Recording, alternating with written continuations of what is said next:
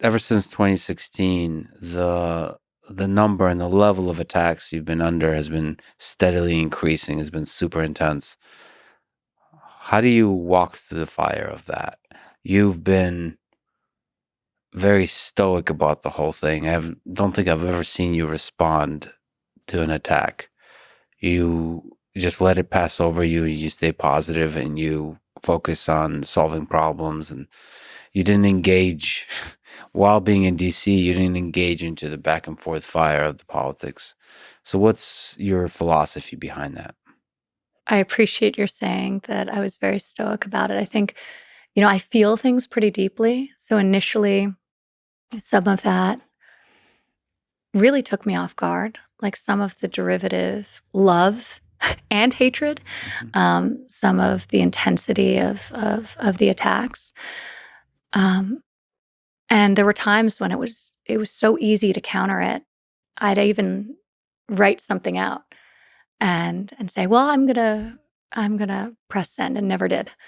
I felt that sort of getting into the mud, fighting back, it didn't run true to who I am as a human being. Like it felt at odds with who I am and how I want to spend my time. So I think as a result, I was oftentimes on the receiving end of a lot of cheap shots.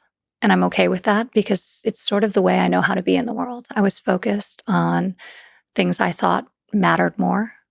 And, I think part of me also internalized, there's a concept in Judaism called Lashon Hara, which is translated into, I think, quite literally evil speech.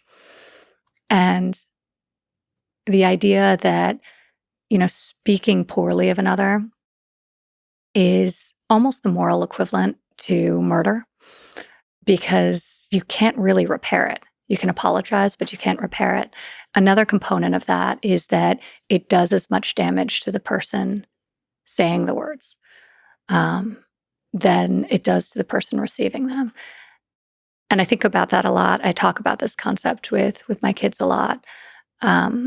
And I'm not willing to pay the price of that fleeting and momentary satisfaction of sort of swinging back, because I think it would be too expensive for my soul. And that's how I kind of made peace with it, because I think that feels more true for me.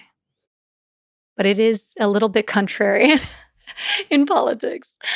It's definitely a contrarian viewpoint to not get into the fray. Actually, someday I love Dolly Parton says that she doesn't condemn or criticize; she loves and accepts.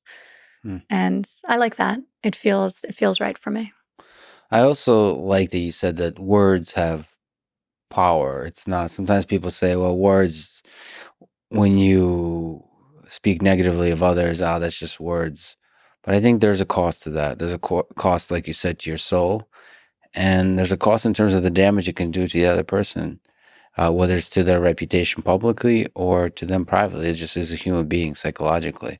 Yeah. And in the place that it puts them, because they start thinking negatively in general, and then maybe they respond, and there's this vicious downward spiral that happens that almost like we don't intend to, but it destroys everybody in the process.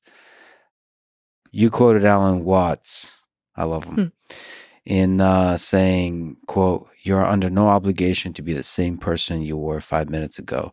So how have the years in DC and the years after changed you? I love Alan Watts too. I listen to his lectures sometimes falling asleep. He's got and on planes, he's got the most soothing voice. Yeah. But I love what he said about you have no obligation to be who you were 5 minutes ago, because we should always feel that we have the ability to evolve and grow and better ourselves. I think further than that, if we don't look back on who we were a few years ago with some level of embarrassment, we're not growing enough, right? So there's nothing, when I look back, I'm like, oh, I feel like that, that feeling is, because you're growing into hopefully, sort of a better version of yourself.